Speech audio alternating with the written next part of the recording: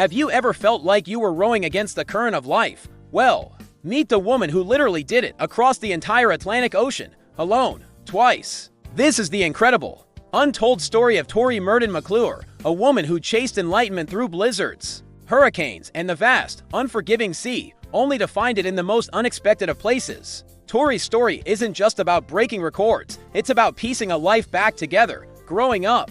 Her world was shaken by tragedy. At 5, her home burned down. At 11, her older brother tragically drowned.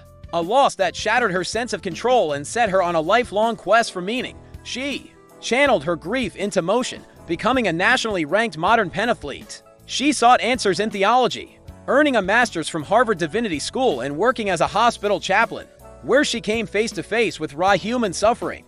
This fueled a profound question: if I could endure the unimaginable, maybe I'd understand God. Her search for endurance took her to the ends of the earth. In 1989, she joined an expedition to the South Pole, skiing 700 miles across the Antarctic ice. For 51 days, she battled -60-degree winds, hidden crevices, and crippling frostbite. She became the first woman and the first American to ski overland to the South Pole. But even that wasn't enough. Back in her hometown of Louisville, Kentucky, she set her sights on the ultimate solo challenge, rowing the Atlantic Ocean. She built her boat, the American Pearl, a 23-foot plywood vessel, in a local garage. No sails, no engine, just Tori, her oars, and a will of steel. In June 1998, she set off from the Canary Islands, aiming for Guadeloupe. For 85 days, she rowed, pulling against the waves, her body wasting away. And then, the unimaginable happened. Hurricane Danielle, a monster storm with 80-foot waves, found her.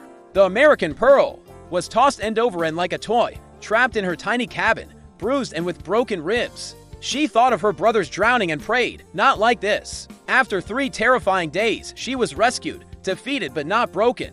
"The ocean," she said, "humbled me. Most people would have quit, but not Tori." A year later, she was back at the starting line. On September 13, 1999, she set out again. This time was different. It wasn't just about brute force, it was about finding a rhythm, sensing her or strokes with her breath, and learning from the storms instead of fighting them. For 81 days, she faced blistering sun, 30-foot swells, and the shadows of sharks circling her tiny boat. Out there, in the vast solitude of the ocean, something shifted. She used her satellite phone not just for navigation, but for a life-changing call. She phoned a friend, a forester named Mac McClure, a man she realized she couldn't live without. And right there, in the middle of the Atlantic, she proposed. On December 3, 1999, she rowed into Guadeloupe, weighing just 120 pounds, but with a heart fuller than ever.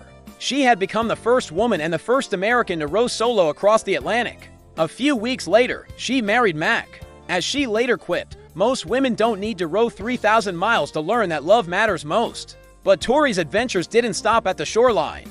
She's a true polymath, a lawyer, a chaplain, an author, and a mountaineer who has climbed peaks on 6 continents. She even worked as a policy aide for the legendary Muhammad Ali. Today, at 62, she serves as the president of Spalding University, where she leads with what she calls compassionate grit. She inspires her students to cross their own oceans, but also to build bridges. The American Pearl now sits in a museum, a testament to her journey.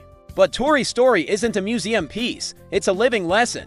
She teaches us that the greatest storms we face are often within ourselves, and that vulnerability isn't a weakness, but the deepest source of our strength.